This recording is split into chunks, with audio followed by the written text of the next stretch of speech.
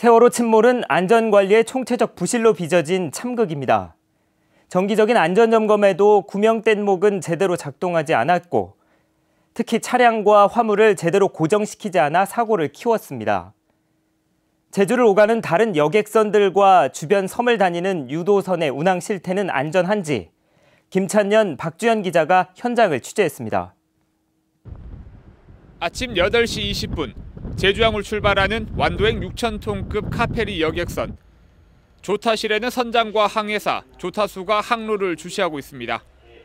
세월호 침몰 사고 이후 안전 운항을 위한 긴장감은 더 높아졌습니다.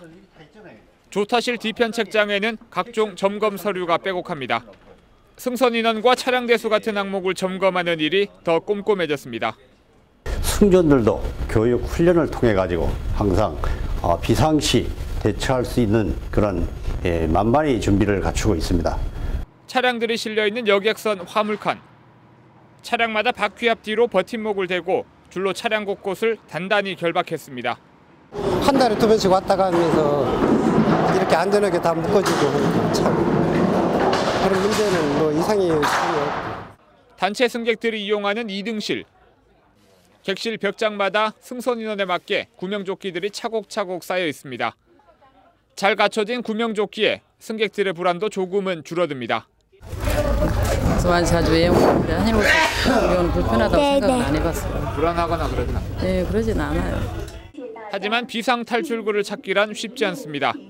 복도는 비좁고 복잡하게 연결된 데다 비상구를 표시한 도면도 이해하기 어렵습니다. 여객선 외부, 갑판 양옆에는 구명뗏목 40개가 설치됐습니다.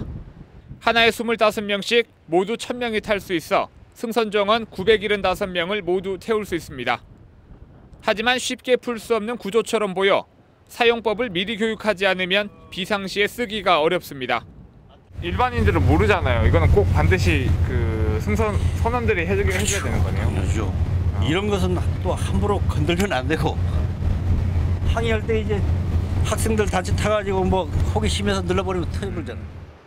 세월호 침몰 사고 이후 여객선 안전을 강화하기 위한 보다 세심한 보안 대책이 시급합니다. MBC 뉴스 김찬년입니다. 성산포와 우도를 오가는 도항선. 선원들의 지시에 따라 차량들이 잇따라 배에 오릅니다. 관광객들이 몰리면서 배 안은 금세 차량으로 가득 찹니다. 하지만 아무런 안전 조치도 이루어지지 않습니다. 보시다시피 차량 밖에 어느 곳도 결박되지 않았습니다. 항로를 바꾸거나 갑작스러운 상황에 한쪽으로 쏠릴 수 있는 위험을 안고 있는 겁니다. 현행 규정에는 배 바닥면이 미끄러운 도항선에 차를 실을 경우 차량을 단단히 묶도록 하고 있습니다. 하지만 선사 측은 시간이 걸린다며 어렵다는 입장입니다. 특히 크고 무거운 대형 트럭의 경우 안전을 위해 반드시 고정시키도록 하고 있지만 지켜지지 않습니다. 하루에 10번, 20번 운항해줘야 되는데 저처럼 같이 피는 거 저희 나라들 저희가 나가면 승객들의 안전과 직결되는 구명복 사용법과 탈출 방법 같은 교육도 찾아볼 수 없습니다. 현행법에는 반드시 인명구조 장비 사용법과 유사시 대응 방법을 안내하도록 하고 있지만 빼먹기 일쑤입니다.